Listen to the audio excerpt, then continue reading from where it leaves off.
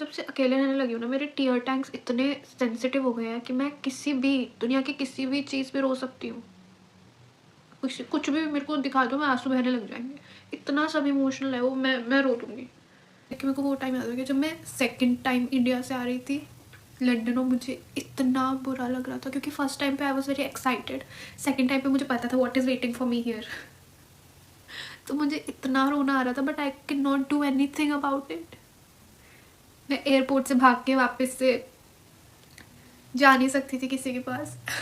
और फिर London airport पे जाके जब मैं स्टेशन पे गई हूँ, वहाँ पे मुझे पता चला है कि मेरी टिकट्स ही कंफर्म नहीं थी, बल्कि मैंने कंफर्म करी थी बट वो ऐप की गलती थी, उन्होंने नहीं करी। और फिर मुझे स्टेशन पे पता चल रहा है कि जो ऐप है वो तो एक थर्ड पार्टी ऐप है, उसका स्टेशन से कोई लेना देना नहीं है। और फिर वो मुझे देख के मेरे सामने इतना रूडली बोले थे कि ये ऐप तो इंडियंस चलाते हैं, we don't know about this app, और आपको रिफंड वगैरह आएगा भी नहीं कि नहीं, मुझे नहीं पता है।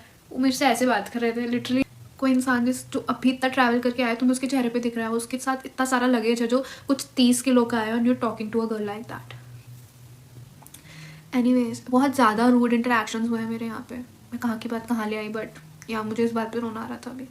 पूरा अपना 30 किलो का लगेज लेके लंदन से शेफील्ड आई हूँ, जो कि है लाइक पूरा साउथ से नॉर्थ तक आना। London and Sheffield are like really far. और फिर बाद में उस ट्रेन की टिकट 16,000 की हुई थी, और उस 16,000 की टिकट में मेरी सीट भी कंफर्म नहीं थी क्योंकि आपको पहले करानी पड़ती है सीट कंफर्म, और उसके कुछ मिला के 20,000 या 27,000 समथिंग बैठ रहा था मेरा। तो मैंने फिर सोचा कोई बात नहीं, बाहर में जाए, मैं ऐसे बिना सीट के कुछ भी ले लूँगी। और फिर मुझे पूरे 3 कोचेस तक अपना 30 किलो का बैग लेके जाना पड़ा, 3 कोच देखने की कोई सीट है कि नहीं, क्योंकि पूरी लंदन किंग क्रॉस से लेके शेफील्ड तक ट्रेन पूरी भर के जा रही थी, जो मुझे 3 ट्रेन चेंज भी करनी थी। मेरे को फाइनली 3 कोच बाद एक सीट मिली थी, जहाँ पे मैं मेरा लगेज हाथ में मतलब पकड़ के ही बैठी थी, क्योंकि जो लगेज रखने की जगह होती है वहाँ पे लोगों ने अपने हैंड बैग्स भी रखे हुए थे, जो वो हैंड बैग अपने साथ रख सकते थे। दैट वॉज द टाइम जब मुझे हिट हुआ कि it's not always happy and lovely over here. Sometimes it's really cruel and rude and depressing, gloomy. This is the truth. And also आपके साथ कोई रहता है तो आपको एक मॉरल सपोर्ट होता है कि जिस टाइम से मैं गुजर रही हूँ, कम से कम मेरे साथ वाला भी उसी टाइम से गुजर रहा है, तो इट्स ओके।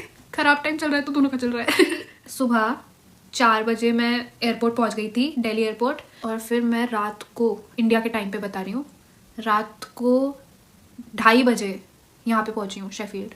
और यहाँ पे हो रहे थे कुछ 10 PM समथिंग। मैं यहाँ पहुँची थी, अपने अकोमोडेशन पहुँची थी 10 बजे रात के। तो मतलब इंडिया के हिसाब से, तो मैं सुबह इंडिया के हिसाब से 4 बजे चली हूँ और मैं 2:30 बजे पहुँची हूँ रात को, ऑलमोस्ट 24 आवर्स का।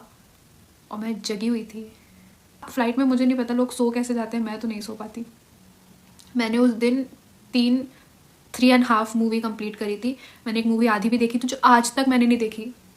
पूरी करी ही नहीं वो मैंने आज तक। लंदन से शेफील्ड जो मेरा सफ़र रहा है, I have suffered a lot. तो अगर कोई लंदन से शेफील्ड ट्रैवल करता है ना भाई, हैट्स ऑफ। मैं तो नहीं कर पाती, मैंने कसम खा ली है। नेक्स्ट टाइम से मेरी जो फ्लाइट होगी मैनचेस्टर से होगी, और मैनचेस्टर ही आऊँगी, क्योंकि यहाँ से मैनचेस्टर 90 मिनट्स का है। तो इफ़ यू वॉचिंग, तुम शेफील्ड में आ रहे हो तो मैनचेस्टर ही उतरो। लंदन से शेफील्ड की कोई डायरेक्ट ना ट्रेन है ना बस है, बहुत लंबा सफ़र होता है, वो भी 2 या 3 ट्रेन चेंज करनी पड़ती है।